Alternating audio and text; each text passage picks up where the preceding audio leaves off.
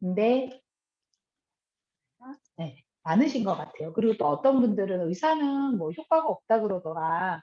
이런 얘기들이 많은 이유로 안 드시는 분들도 있지만 작년까지의 건강기능식품 시장을 보면 2019년 대비 2020년 건강기능식품 회사 그 시장은 6.6%를 성장해서 지금 4조 9천억 규모의 굉장히 큰 시장 규모를 가지고 있는 사업이라고 보시면 돼요. 근데 5조 정도의 시장 규모가 어떤 정도인지 비교가 안 되실 분들이 많으신데, 여러분들 식사하실 때 그 간편식 있으시죠? 그냥 간단하게 한번 데우거나 조리만 하면 드실 수 있는 거, 떡볶이, 카레, 뭐 요런 부분들이 다 간편식 시장이거든요. 그 간편식 시장이 바로 5조 원 규모라고 생각하시면 돼요. 그만큼 많은 분들이 밀접하게 건강기능식품을 이용하고 계신다는 거. 그리고 한 조사에 따르면 한 100가구 중에 80가구 정도는 1년에 한 번 이상 건강기능식품을 구매하고 있고, 그 구매 금액이 30만 원이 넘는다고 나와 있어요. 그리고 2020년에는 건강기능식품을 보통은 우리가 선물용으로 많이 구매하잖아요. 근데 그게 아니라 본인의 건강을 위해서 이전에 직접 구매하시는 분들이 많아졌다는 거. 그게 또 다른 하나의 특징이라고 보시면 돼요.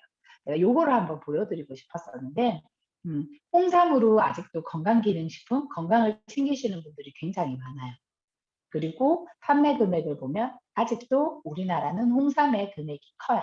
근데 이거는 단일 제품으로 그런 거지, 어, 금액으로 보시면 홍삼이랑 다른 영양제의 비율이 이제는 50대 50이라고 보시면 돼요. 그래서 홍삼으로 건강을 챙기시는 분들이 반 정도, 그리고 나머지 비타민, 그렇게 보시면 되고요. 홍삼 다음이 바로 단일이나 종합영양제 비율이고요. 요즘에 유산균 안 드시는 분들이 없죠. 유산균이 바로 판매 3위. 그리고 EPA, DHA라고 하는 부분이 바로 오메가3인데요. 그 오메가3. 그리고 제가 여기서 되게 주의 깊게 봤던 그 조사 자료는 마리골드화 추출물이라고 해서, 음, 아이고 죄송해요. 제가 이걸 공유를 안 하고 있었네요. 제 얼굴만 열심히 보고 계셨네요. 모든 분들이. 죄송해요. 마리호 골드와 그 눈 영양제가 정말 지금 2017년, 2018년, 2019년 이렇게 보시면, 지금 이제 보이시죠?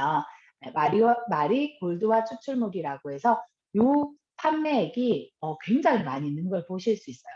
그만큼 요즘에 그 TV, 컴퓨터나 뭐 TV 그리고 스마트폰을 많이 사용하다 보니까 눈 영양제에 대한 관심도가 높아지고 있다는. 그리고 당연히 다이어트에 관한 것들, 그리고 미클시슬, 당귀, 프로폴리스 이런 제품들이 많이 판매가 되고 있고 많은 분들이 건강을 위해서 드시는 제품들이다, 이렇게 생각하시면 좋을 것 같아요. 작년에 1차 재난지원금이 지급되고 나서 약국에서 고가 영양제가 많이 팔렸다라는 뉴스가 있었거든요. 2020년은 코로나로 인해서 건강에 대한 관심도 많아졌고요. 그리고 특히나 뉴스나 TV 같은 데서 면역력이라는 부분들이 나오면서 그런 면역력 증가에 대한 관심들이 많아졌어요. 근데 앞으로는 코로나를 기점으로 해서 이후에는 전염병에 대한 건강,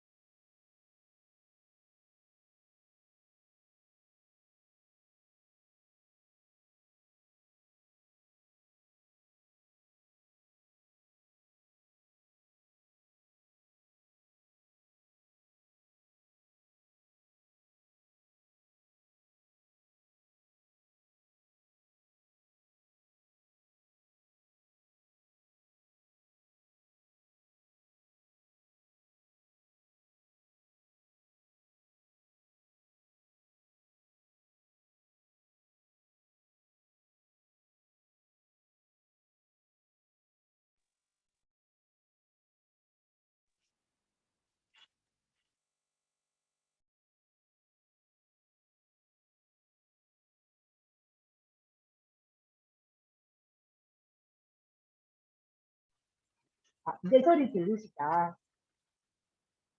제가 튕겼다가 다시 들어오면서 소리가 끊겼던 것 같아요. 자, 잠깐만요. 제가 여기 앞부분까지 한번 다시 들릴게요.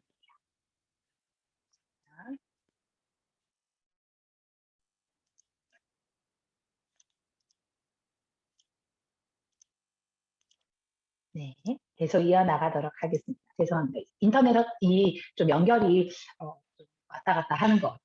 자, 여기서부터 다시 제가 계속 이어나갈게요. 히드넘버라는 말이 요즘 미국에서 굉장히 자주 쓰이는 말이에요. 이 말이 2년, 3년 후 정도에는 한국에서도 흔히 들을 수 있는 말이라고 생각하시면 되는데요. 이 바로 숨어있는 기약라는 의미의 숨겨진 배고픔을 의미하는 건데요. 요즘에 사실 배고픈 사람들 있나요? 굶고 사는 사람들 없죠. 근데 이 숨겨진 기약, 숨겨진 배고픔을 무엇을 얘기하냐면 바로 비타민과 미네랄 등의 미량 영양소의 결핍을 얘기합니다. 바로 이 미량 영양소의 결핍으로 고통받고 있는 사람들이 미국 연구 결과에 따르면 전 세계 3명 중 1명, 굉장히 많은 퍼센테이지를 차지하고 있죠. 그래서 이 숨겨진 배고픔의 원인이 바로 우리가 알고 있는 미량 영양소의 부족이에요. 그러면 미량 영양소 처음 들어보시는 분들 되게 많으실 텐데 쉽게 얘기하면 미량 영양소는 우리가 알고 있는 비타민, 미네랄을 의미하는 거예요. 대량 영양소와 미량 영양소로 구분이 되고요. 우리가 알고 있는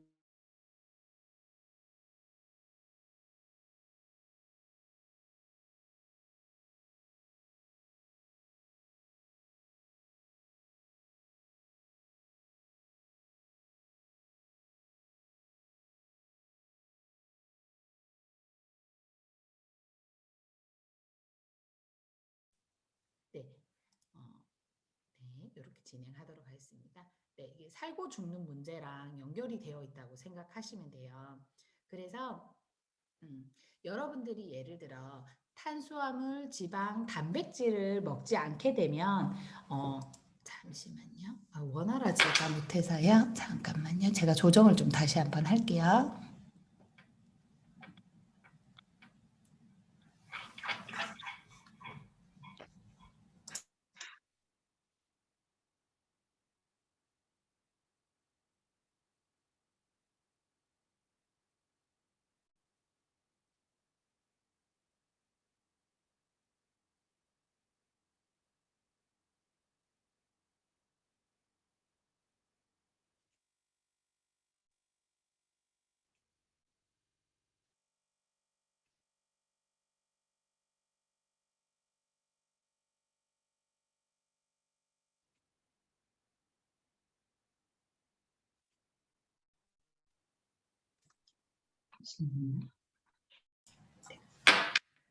네. 근데 미량 영양소는 어떤 거냐면 여러분들 몸속에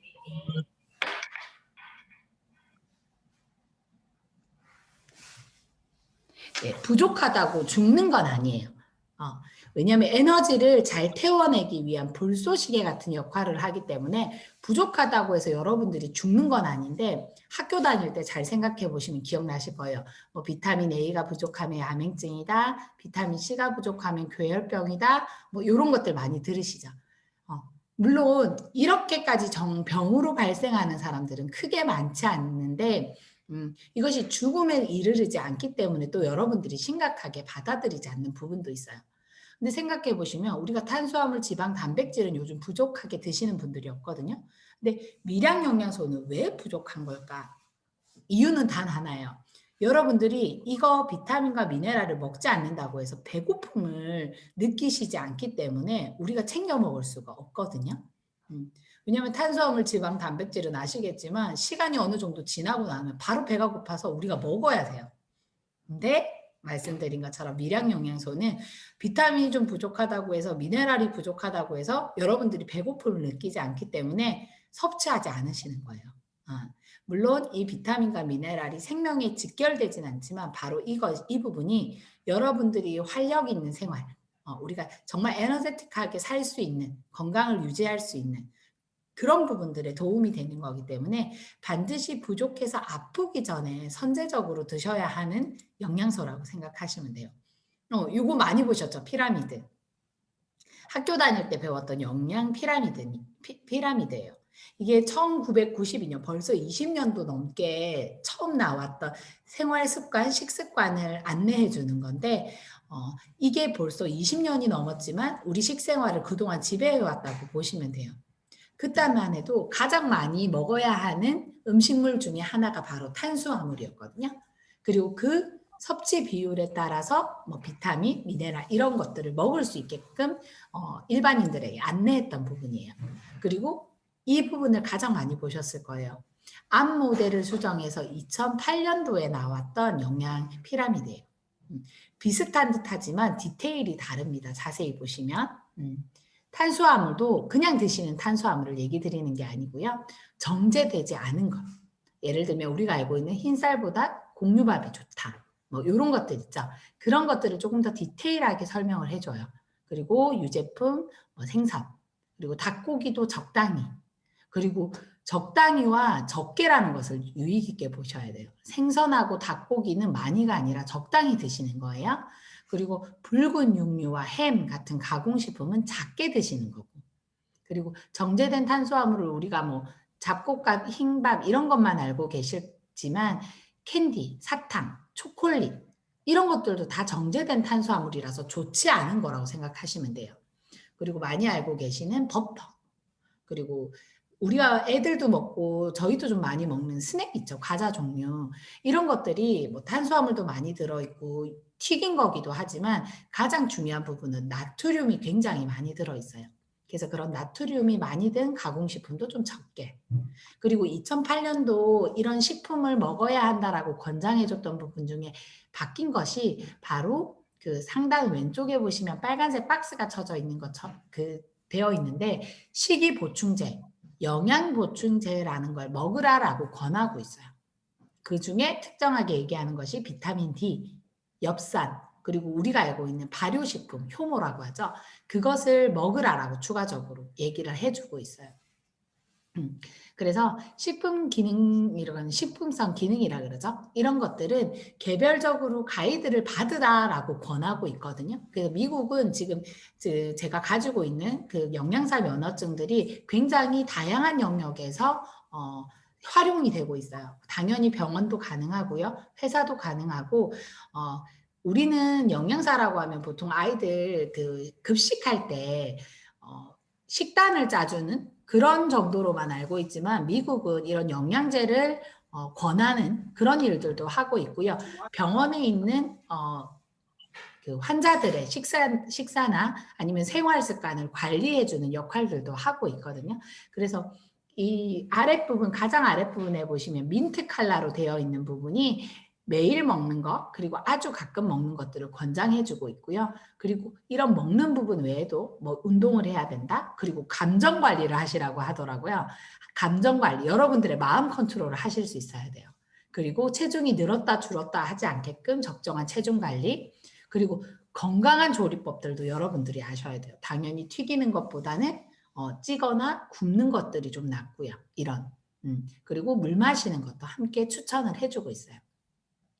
그래서 이렇게 다양한 음식, 다양한 식품군으로 건강하게 한 끼를 드실 수 있게끔 권하고 있고요. 이렇게 먹더라 하더라도 기본적으로 부족한 부분들은 영양 보충제, 우리가 알고 있는 영양제를 통해서 먹어라라고 권하고 있어요. 그래서 우리가 한 끼를 제대로 먹어도 영양제를 먹으라라고 권하고 있는데 세 끼를 잘 챙겨 먹지 못하시는 분들은 당연히 그 부족한 부분들은 영양제로 추가 섭취해 주셔야 돼요. 그리고 한 끼 추천 건강식을 이렇게 접시 모양으로 표현을 해주고 있는데요. 여러분들 한 끼 드실 때 이렇게 드셔야 건강한 식사예요. 거르시지 않고 그냥 한 끼 때우는 게 건강하신 게 아니고요. 이렇게 접시를 봤을 때 채소, 그리고 통곡물, 단백질, 과일 이렇게 다 들어있는 한 끼를 드셔야 건강하게 드시는 거예요. 오늘 아침 식사하셨던 걸 생각해 보세요. 내가 이 한 끼 건강식에 얼만큼 잘 맞춰 드셨는지. 그리고 아이들이 먹을 수 있는 한 끼 또한 이렇게 권고하고 있습니다. 제가 여기서 봤던 것 중에 하나는 건강한 오일이라고 해서 건강한 기름이라고 해서 먹으라라고 권하고 있는데요. 여러분들이 알고 계시는 건강한 기름이 혹시 어떤 건지 아시나요? 보통 우리나라는 튀겨거나 굽거나 하는 것들이 많아서 식용유, 포도씨유, 뭐 이런 거 참기름, 콩기름은 요리에 굉장히 많이 쓰여요. 이게 좋은 지방산이라고 해서 포화지방산 이런 거 들어보셨을 거예요. 조금 몸에 나쁜 기름, 육류기름에서 나오는 게 불포화지방산. 좋은 지방산이 바로 식물성 기름에서 나오는데요. 그 좋은 기름도 오메가3, 오메가6, 오메가9 이렇게 세 가지로 분류가 돼요. 좀 어려우실 수 있는데 제가 드리고 싶은 말은 우리는 좋은 지방산인 식물성 기름 중에 식용유와 포도씨, 뭐 참기름, 콩기름 같은 오메가6는 굉장히 많이 먹거든요. 한국 사람들은. 근데 부족한 게 뭐냐면 오메가3예요. 되게 신기한 건 이런 영양소라는 건 특정 부분을 많이 먹는 게 중요한 게 아니고요. 반찬을 골고루 먹듯이 영양소도 골고루 드셔주시는 게 좋아요. 그러면 한국인의 식단은 오메가6가 많은 거라고 하면 당연히 오메가3를 더 많이 드셔줘야 되는 거예요. 오메가3가 많이 들어있는 그 좋은 기름은 뭐냐면 바로 생선. 그래서 오메가3 제품들이 등푸른 생선에서 추출한 거죠. 어류. 그래서 오메가3를 많이 드셔야 되고요. 식물성 중에서 식물성이라고 하긴 그렇지만 들기름, 아마씨유 이런 것들은 오메가3가 많이 들어있는 거예요. 그래서 여러분들이 우리가 기본적으로 오메가3를 많이 먹어야 되는 거구나 라고 생각하시면 당연히 참기름보다는 들기름을 이용하시고 뭐 식용유와 포도씨유는 바꿀 수 없으니까 생선을 조금 더 많이 드셔주시고 그게 부족하다고 그러면 오메가3를 추가적인 영양제로 드셔주시는 게 되게 중요한 거예요. 그래서 제가 요즘 유행하는 크릴 오일 있죠. 뭐 이런 것들도 저한테 많이 여쭤들 보시거든요. 뭐 그런 크릴 오일과 오메가3를 선택하는 이런 것들도 제가 강의에서 다음 알려드리도록 하겠습니다. 제가 앞서서 얘기했던 것처럼 숨겨진 배고픔. 이것이 문제가 어느 정도 심각하냐면 전 세계 건강 문제 원인이 바로 이 10% 정도가 비타민과 미네랄 결핍인 거예요. 그럼 어떻게 생각하시면 되냐면 여러분들 가족분들 중에 10명 중에 한 분이 만약에 어디가 편찮으시다? 그러면 비타민과 미네랄이 부족해서 생기실 수 있었다는 거예요. 그리고 여러분들이 만약에 생활에 불편함을 한 10가지 정도 가지고 있다. 그러면 그 중에 한두 가지 원인은 바로 이 미량 영양소의 결핍을 통해서 느껴지시는 증상이실 거라는 거예요. 그리고 이렇게 생긴 건강 문제들이 얼마나 많은 돈을 들여서 해결을 하고 있느냐? 바로 우리나라에 얘기하면 GDP라고 하죠. 우리나라 생산지수의 3%. 그 돈을 바로 이 건강 문제를 위해서 해결하고 있어. 이 건강 문제를 해결하는 게 어렵지 않잖아요. 사실 그냥 내가 조금 더 식사를 챙겨 먹고 부족한 부분들은 영양제로 채우면 해결이 되는 이 간단한 문제를 해결하기 위해서 많은 돈을 쓰고 있고 많은 분들이 이 부족함을 통해서 불편함을 느끼고 있다는 거예요. 그래서 이런 조사 결과들이 있습니다. 그러면 미량 영양소는 어떻게 섭취할 수 있을까요? 아까 충분한 영양이라는 것이 예전에는 우리 보릿고개 하잖아요. 배를 곪는 거, 배를 채우는 거, 뭐 이런 것이 건강하고 영양을 채우는 거라고 알고 계셨다면 제가 지금부터 말씀드리는 이제부터 우리가 살아가야 하는 시대는 균형 잡힌 식단하고 적당한 양을 섭취하시는 거예요. 많이 드신다고 또 좋은 건 아니거든요. 그래서 그렇게 적당하게 균형 잡히게 먹는 거예요. 그래서 반드시 우리가 이런 생활을 영위해 가면서 필요한 것들은 아까 얘기한 것처럼 탄수화물, 지방, 단백질 같은 에너지원이 중요하지만 이 미량 영양소라고 하는 것은 몸에 반드시 필요하긴 한데 생성되지 않는 것이 훨씬 많아요. 몸속에서. 그래서 반드시 음식물로 섭취해 주셔야 되는 부분들. 그리고 부족하다면 영양 보충제로 보충을 해 주셔야 되는 부분들. 그래서 영양 불균형에서 보통 우리가 음식에서 보통 어떤 것들을 부족하다고 많이 느끼냐면 뭐 철, 아연, 뭐 요오드, 셀레늄 이런 필수 미네랄인데 이런 것들은 많이 안 들어보셨을 거예요. 이런 미네랄들도 많이 부족하고요. 그리고 비타민 결핍들도 굉장히 많아요.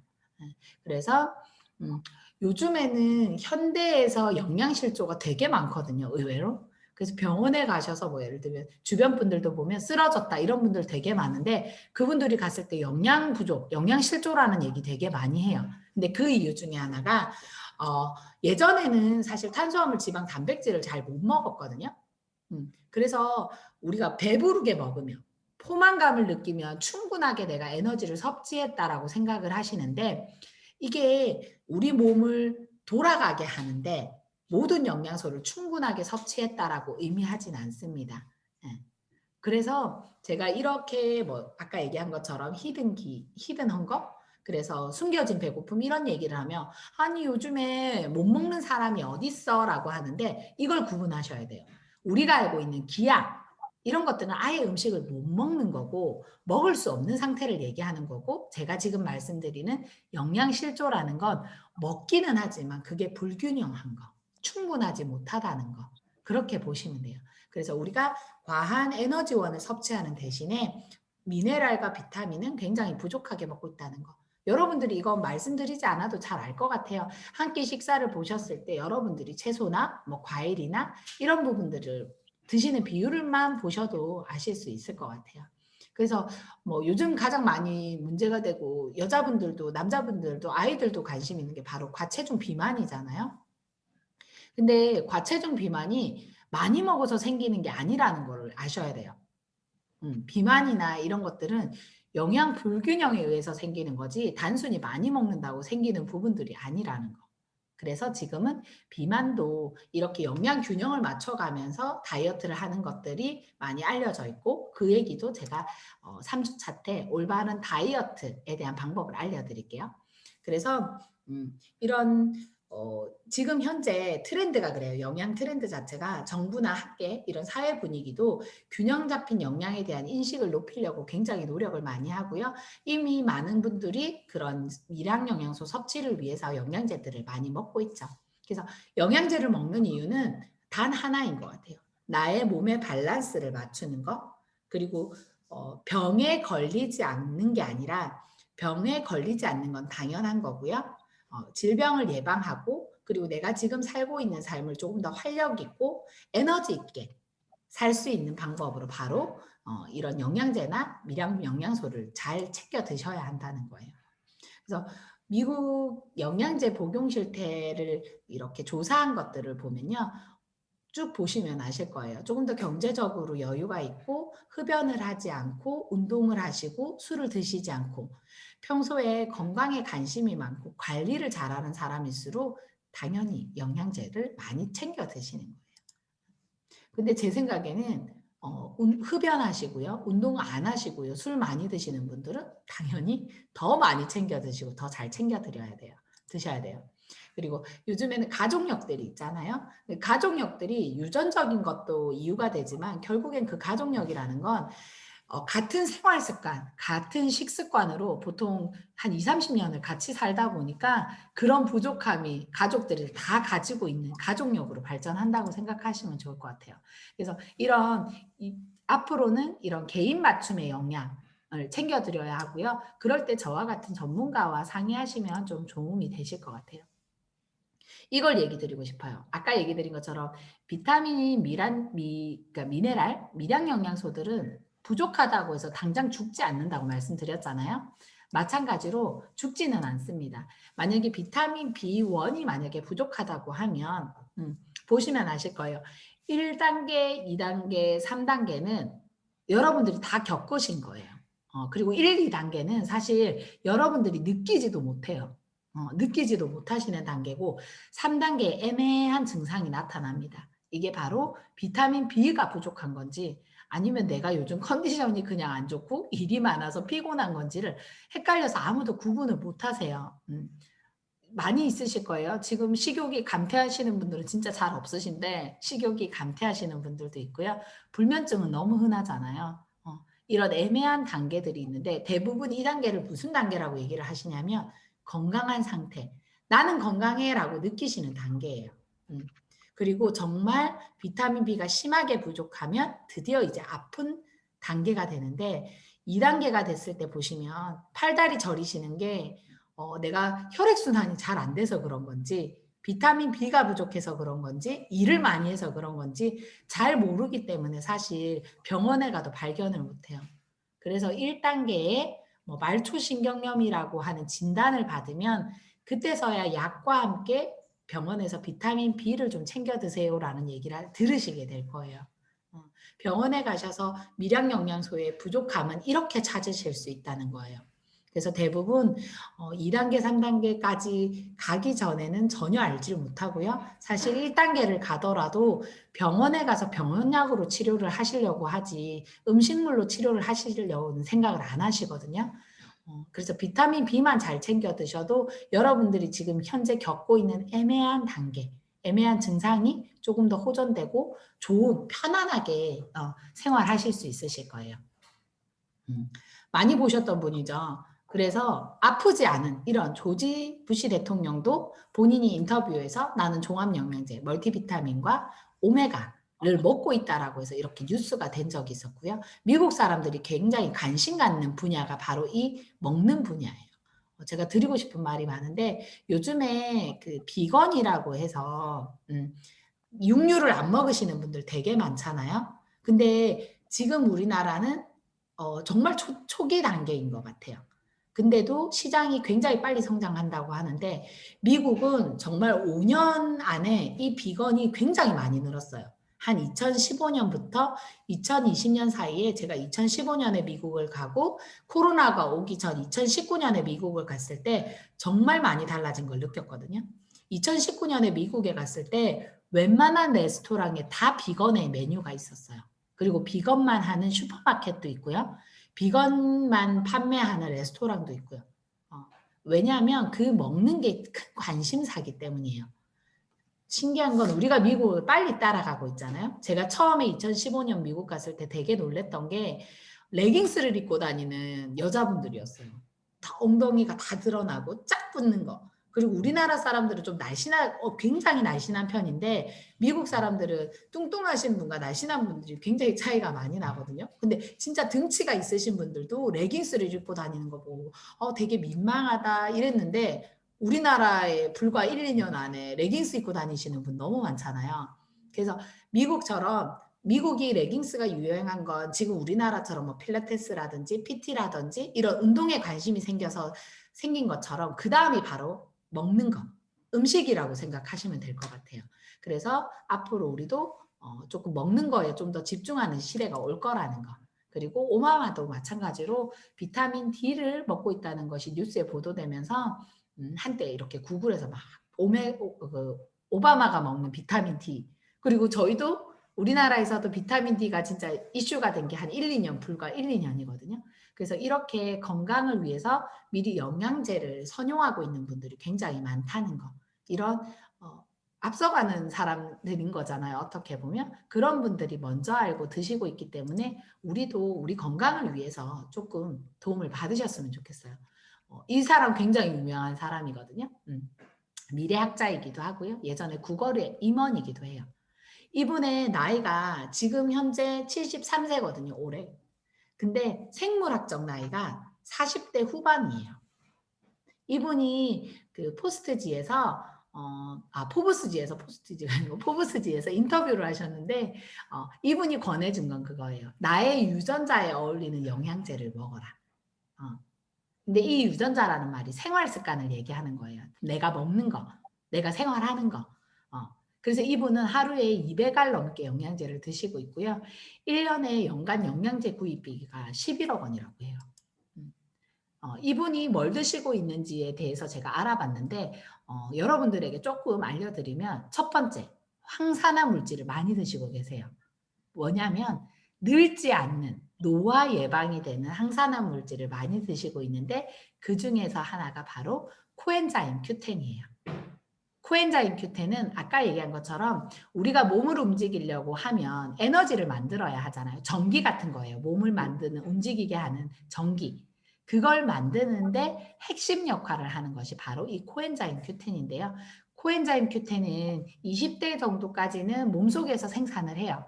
근데 20대가 지나가시고 나면 몸속에서 생산하지 않기 때문에 내가 움직이는 동력이 떨어지는 거예요. 그래서 10대, 20대든 생각해 보시면 앉아 있을 여가가 없으셨을 거예요. 근데 20대 후반이 되면서부터 엉덩이가 점점 무거워지고 휴일이 되면 점점 누워 있으시게 되고 이런 것들이 내 몸에서 이런 활동 에너지를 만드는 코엔자임 Q10이 사라지기 때문인 거예요. 그래서 아이들이 너무 활동적이잖아요. 아이라서 활동적인 게 아니라 아이이기 때문에 몸속에 코엔자임 Q10이 어른인 분들보다 많기 때문에 아이들이 그렇게 활동적일 수 있는 거예요. 그게 부럽다고 생각하시면 여러분들도 코엔자임 Q10을 먹어서 몸의 활력을 높여주시면 되고요. 두 번째가 바로 이 레즈커즈 와일 박사님이 얘기하신 게 포스파틸딜 콜린이라고. 이게 굉장히 어렵죠. 이게 뭐냐고 생각하시면 세포가 왜 그건 아실 거예요. 피부라고 생각하시면 어릴 땐 피부가 탱탱한데 나이가 들면 점점 피부가 쪼그라들잖아요. 그게 세포를 구성하고 있는 세포막이에요. 그 세포막 성분 중에 하나가 바로 이 부분인데 어려우니까 포스라고 일단 제가 얘기 드릴게요. 포스예요. 근데 이 부분이 부족하니까 여러분들 나이가 드시면 뭐 하세요? 열심히 마사지 받죠. 화장품 쓰시고 막 콜라겐을 드시잖아요. 이런 걸 드시는 게 아니라는 거예요. 왜냐하면 그게 실제적으로 몸에 흡수되는 게 적기 때문에 그거의 가장 기본 단위로 영양제를 섭취하시는 게 가장 좋아요. 그래서 이런 부분들, 이것도 제가 다음 이제 계속 강의에 좀 얘기 드릴 거예요. 그리고 하나가 바로 비타민 D인데요. 이 비타민 D가 효과가 있다라는 연구 결과가 사실 나온 지 얼마 안 됐어요. 그래서 예전에 비타민 C, 비타민 B 많이 드셨잖아요. 이제 비타민 E를 드시는 세대가 오신 거예요.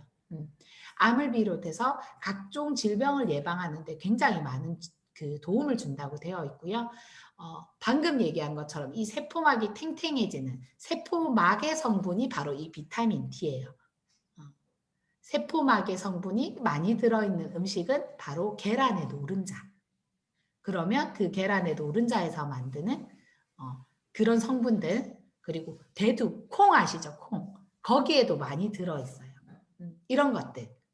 이런 것들이 한 군데에만 들어있는 게 아니라 여러분들 뭐 간 영양제, 뇌 영양제, 뭐 여성 갱년기 영양제 이런 것들에 다 조금씩 들어있거든요. 그래서 그런 것들을 알고 드시면 굉장히 집약적으로 본인 컨디션에 맞춰서 드실 수 있을 것 같아요.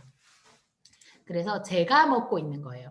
제가 그 박사님처럼 레이커즈 와일 박사님처럼 많이는 못 먹어요. 저도 막 200알씩 먹고 싶은데 저 역시는 비용의 부담이 있어서 제가 하루에 먹고 있는 영양제예요. 이게 요 영양제 성분으로 보통 2번을 제가 챙겨 먹는다고 보시면 돼요. 저는 뭘 먹고 있냐면 기본적으로 종합 영양제 먹고 있어요. 비타민과 미네랄이 들어있는 거.